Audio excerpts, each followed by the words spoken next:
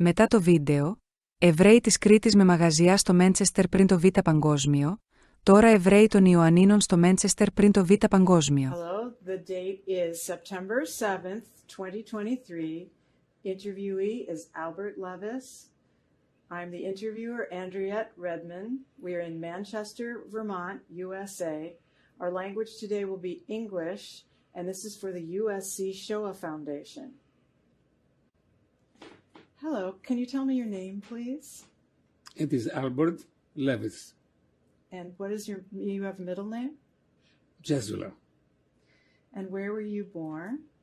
I was born in Athens, Greece, in 1937, on July 13. How about your mother? What was her story? Where did she start and where did she go to? And then where did she? My mother came from Manchester. She used as her first language English, and she was having some difficulty with her spelling Greek language. And that from correspondence was mostly in English. My mother and her family began in England, and then they immigrated back to Athens, some of them. And where did they come before that? They were in Manchester, England. I came in from Epirus, so Iωαννίνων being that community of Romaniotis. That was very successful in Athens as well as in other countries. Do you know more about your family story on that side, like the ancestry, or the businesses, or what did they work at, or their lifestyle? I visited England when I was in high school and met my family in Manchester. And that was a brother of my mother's.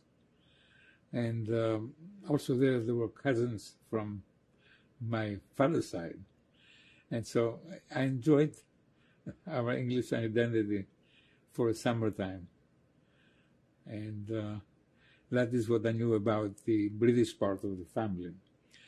Then I was influenced by my father's sister, who was in Milano, married to a doctor, and who gave me the advice to go study medicine in Switzerland and also be a doctor.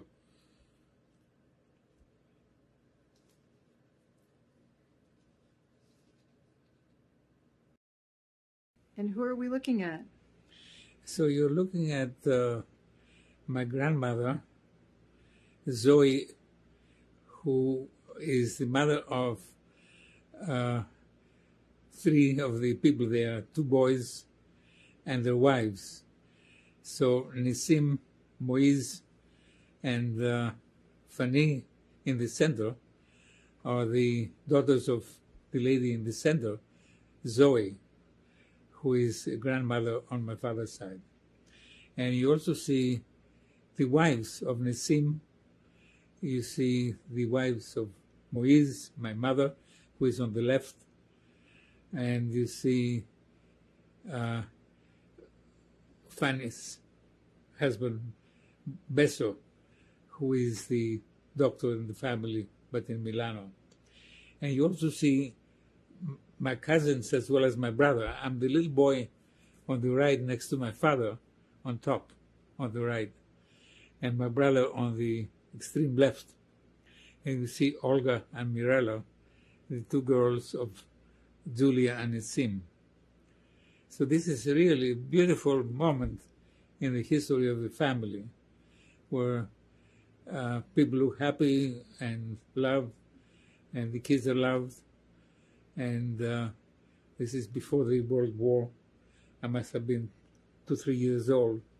So timing-wise, should be right before the World War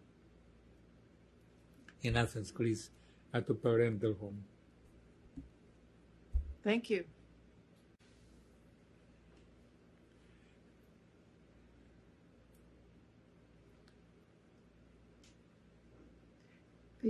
What are we seeing here? This is an interesting picture of myself, my brother, and my mother.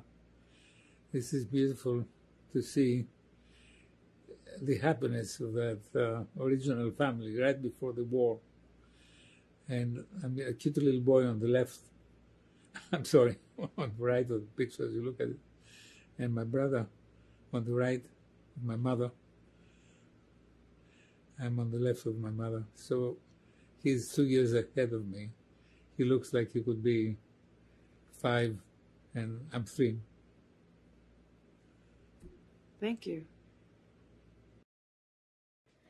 And what is your religious identity, or what was it before the war? It was Jewish.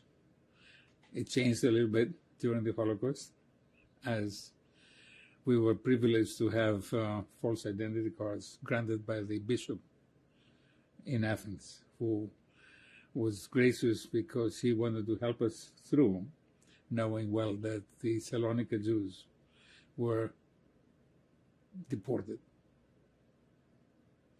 And then after the war, how did you identify in a religious way? We came back home and we were Jews again. And I was rebaptized in a sense. My name was back to Albert Levis, because during the hiding time, we changed our identities. I was not only Christian, I was Nicholas Theologopoulos, which in Greek means Theos, Logos, the speaker of God. And I became a real expert on that topic. So would you say you were Greek Orthodox at the time? At the time, yes, I was doing my cross.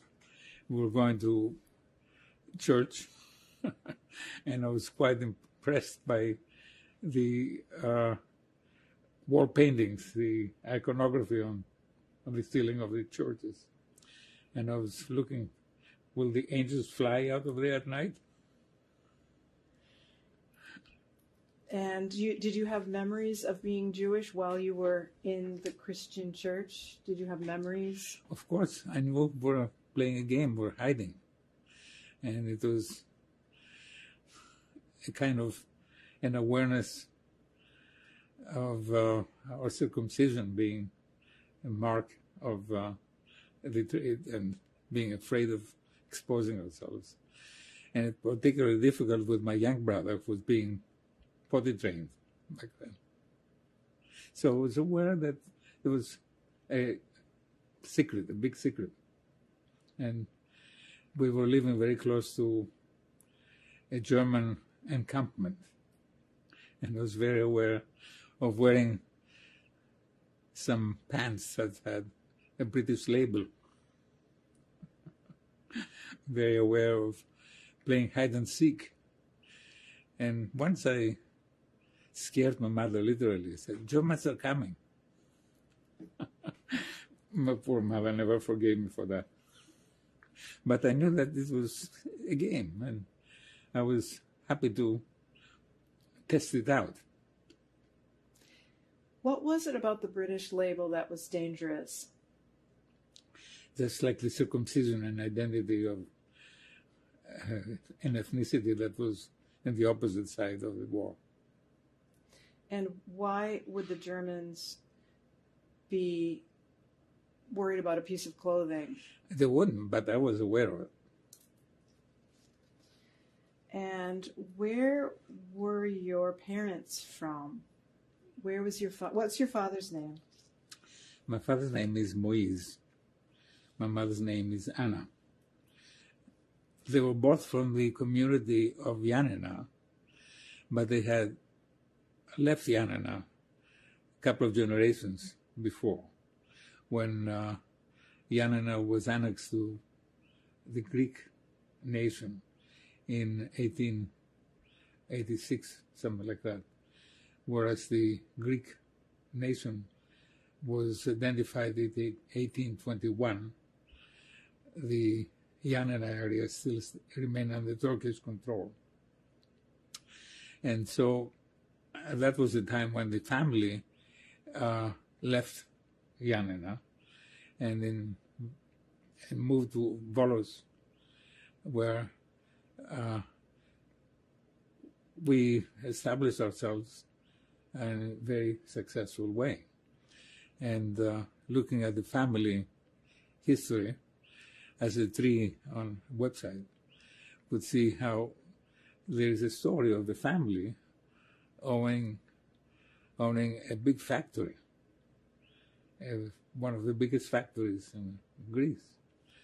And the story goes that it was employing 900 people, 3 shifts around the clock. So it was very successful, and that explains a little bit the wealth of my father, because I was aware of the family as owning a beautiful home in Athens, surrounded by 3 acres of land, pretty much in the center of Athens. And there was a mansion in Athens. It was very unique. We owned a building in the center, in the commercial center, and we also had a factory. And the family, I was aware, had properties in Volos as well as in Ioannina.